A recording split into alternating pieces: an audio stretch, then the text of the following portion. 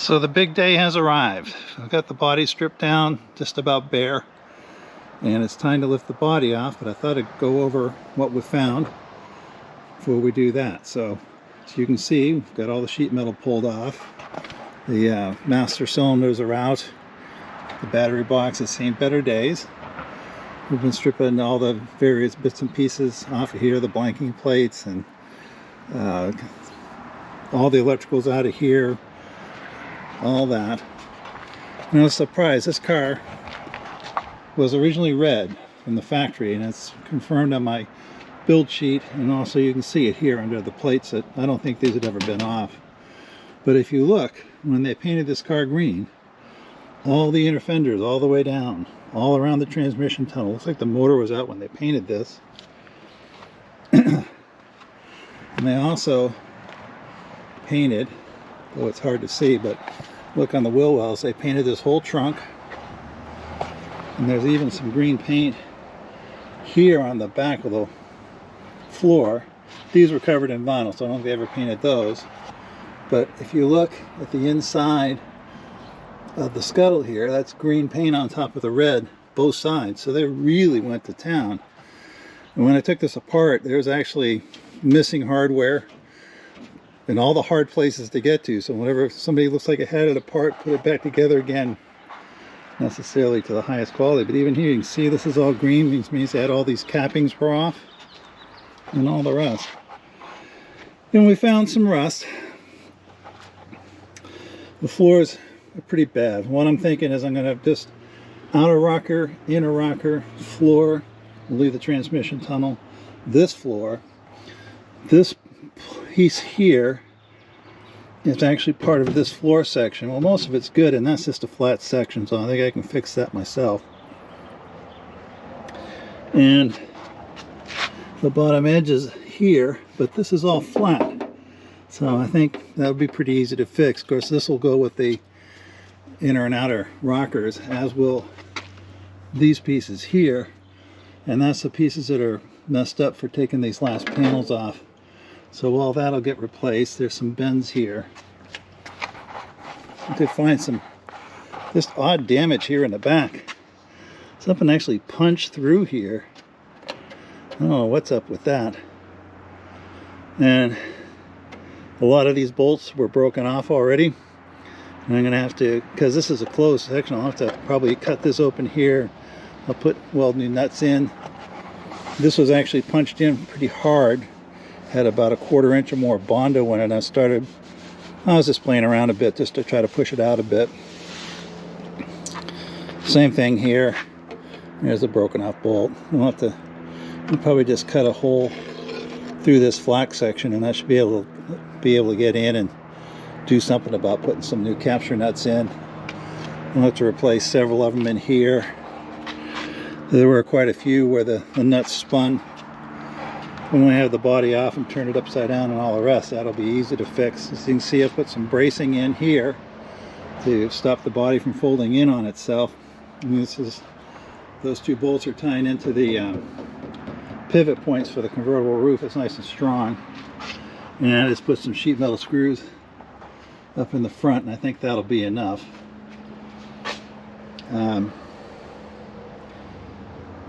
So I think that's about where we're at. It took a long time to take it apart. Everything was pretty rusty. Some stuff I haven't done yet. Somebody had already undone this hinge and broken these two bolts. These two, I've been soaking them down. I do need to get them off, but they've not soaked long enough, and that's not going to affect pulling the body off, so we'll leave that for later. Got the steering column out. That was pretty easy. This all this now, the idler arm and all that, it's just floating around loose, but just rolling the chassis around, it shouldn't be too bad. The front suspension, when it's hanging down, is actually a bit stiff, so not as easy as when the steering wheel was in, but we'll get around. And I think that's about it. The plan is to, put the car back down on the ground, and we'll move the pads out so they're under the body, and then lift the body off the chassis, And I'm going to put the chassis over here. And I got some piano dollies. I'll set the body on them, and I'll probably just put it over here for now. I'm not going to be able to work on this for a few weeks. It's got some other things going on. So, but I wanted to post this video, let you guys know where we're at. So I'm going to have to put some air in the tires, lower this down and get it ready to pick it up, and then we'll get back. Okay, well, I got my pad set. Some spots I think will be okay. And it's time to go.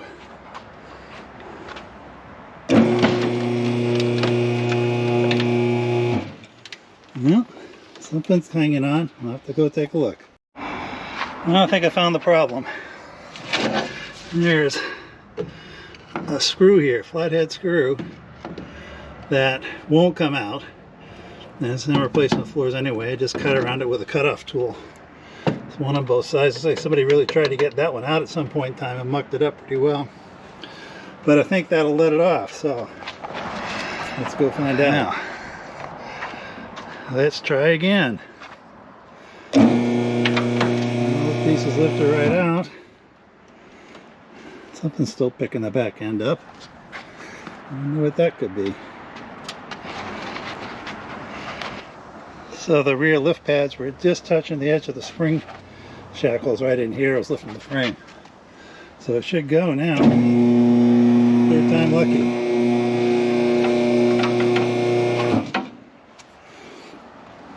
Now, still catching a bit of that spring shackle. Time lucky.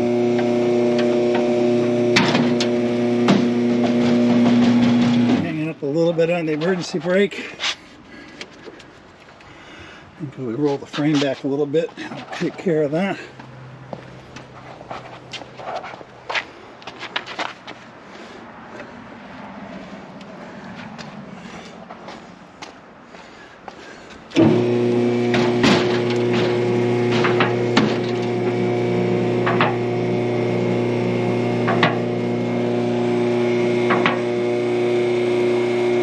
First time in 67 years, body and chassis separated.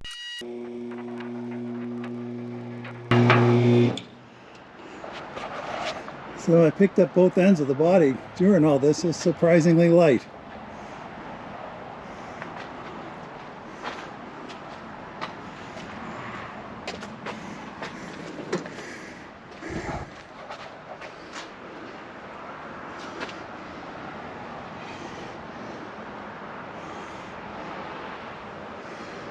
You can tell this thing sat in the field for a long time. It was just out in a farmer's field when I bought it.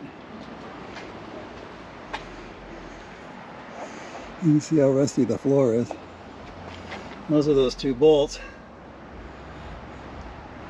Frame's plenty dirty, but I'm not seeing anything like obvious rust through areas.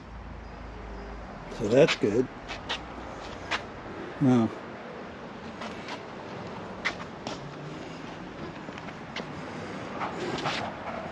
see if we can't get the chassis out from underneath it. Well, that rolled over here right easily. Easy rolling forward and aft, and then set it up on the jack to slide it sideways. Well, we'll see if we can get the piano dollies under the body. My guess is, I'm not sure if it's wide enough to span that gap right there. I certainly can put it here at the back of the transmission tunnel under the bulkhead. We'll see. Now, lower it down. It's so light it just barely makes the lift collapse, so I'll probably speed this up for you.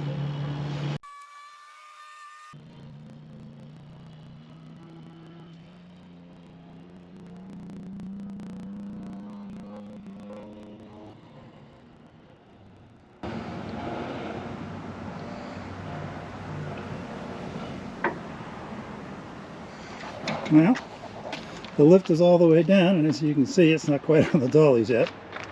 I'm going to have to jack up the corner of the car and push the lift out of the way. Let's check, see how our dollies are sitting front and back.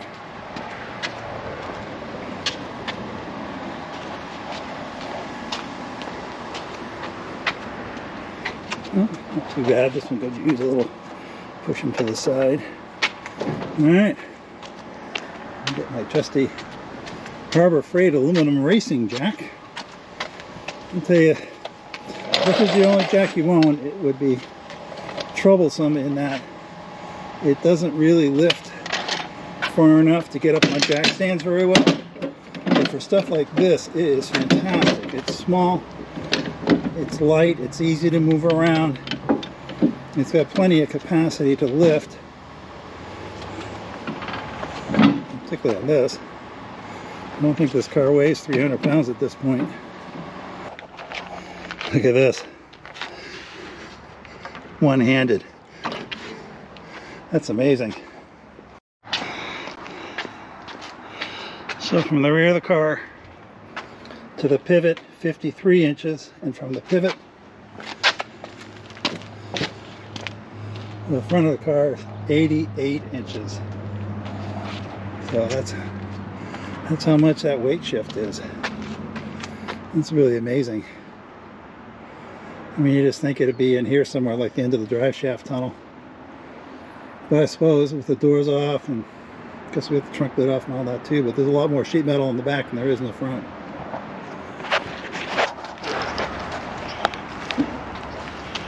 So with the rear dolly setting on this pivot right here, which I suppose is right there, it took about 35 pounds to lift the front. It took probably about 80 to lift the back. It was off the scale, but I was just curious. So that's it for this, separating the body from the chassis. Don't forget to like and subscribe, and we'll see you next time.